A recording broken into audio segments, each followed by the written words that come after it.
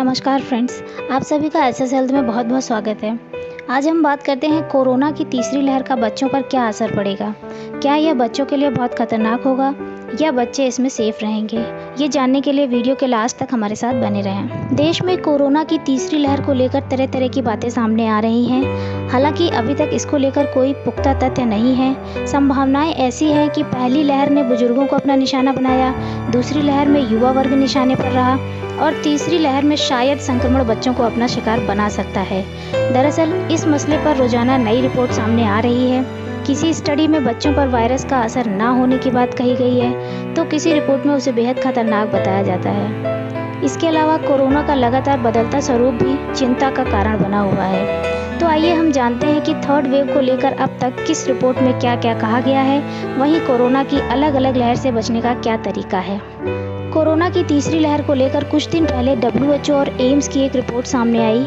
इसमें दावा किया गया कि अगर देश में कोरोना की तीसरी लहर आती भी है तो बच्चों पर इसका ज़्यादा असर नहीं पड़ेगा। वहीं लैसेंट ने कोरोना की तीसरी लहर के दौरान आपातकाल जैसी स्थिति बनने का खतरा बताया। ब्रिटिश साइंस जर्नल लैसेंट पत्रिका ने दावा किया कि भारत जुलाई के बाद कोरोना की तीसरी लहर की चपेट में आ सकता है, जिससे स्वास्थ्य आपातकाल जैसे हालात बन सकते हैं। इसी बीच स्वास्थ्य मंत्रालय का कहना है कि वयस्क रोगियों के इलाज में काम आने वाली आइवरमेक्टिन, हाइड्रोक्सीक्लोरोक्विन जैसी दवाएं बच्चों के उपचार के लिए नहीं हैं, क्योंकि बच्चों पर इन दवाओं का ट्रायल नहीं हुआ है। इसके साथ साथ वायरस का म्यूटेशन भी खतरे को लगातार बढ़ा रहा है। हालांकि देश के सबसे बड़े अस्पताल एम्स के निदेशक डॉक्टर रणदीप गुलेरिया का कहना है कि कोरोना की पहली और दूसरी लहर में बच्चों में संक्रमण बहुत कम देखा गया है। इसलिए अब तक ऐसा नहीं लगता है कि आगे जाकर कोविड की तीसरी लहर में बच्चों में कोविड संक्रमण देखा जाएगा, क्योंकि वायरस शरीर के अंदर प्रवेश करने के लिए रिसेप्टर्स का इस्तेमाल करते हैं, जो कि बड़ों की तुलना में बच्चों में बहुत कम संख्या में होते हैं।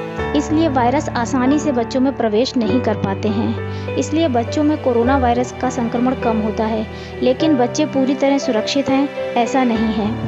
WHO और दिल्ली के आयुर्विज्ञान संस्थान ने मिलकर एक सर्वे किया, जिससे पता चला कि बच्चों में सेरो पॉजिटिविटी रेट काफ़ी हाई है, यानी बच्चों का इम्यून सिस्टम काफ़ी मजबूत है, उनमें वायरस से लड़ने की क्षमता काफ़ी अधिक है।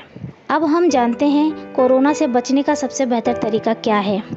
फ्रेंड्स, ये तो सभी जानते हैं कि कोरोना से निपटने की कोई भी दवा इस वक्त पूरी दुनिया में नहीं है। हालांकि इस वायरस से बचाव के लिए देश दुनिया ने कई वैक्सीन बनाई हैं। ऐसे में वैक्सीन लगवाकर आप खुद को काफ़ी हद तक सुरक्षित कर सकते हैं। इसके अलावा मास्क का नियमित इस्तेमाल करें और सामाजिक दूरी का ख्याल रखना बेहद ज़रूरी है, क्योंकि अब तक कोरोना से जंग में ये दोनों चीज़ें सबसे ज़्यादा वाजिब हथियार साबित हुए हैं। तो फ्रेंड्स, चैनल को सब्सक्राइब ज़रूर करें ताकि आपको ऐसी तमाम जानकारियाँ मिलती रहें।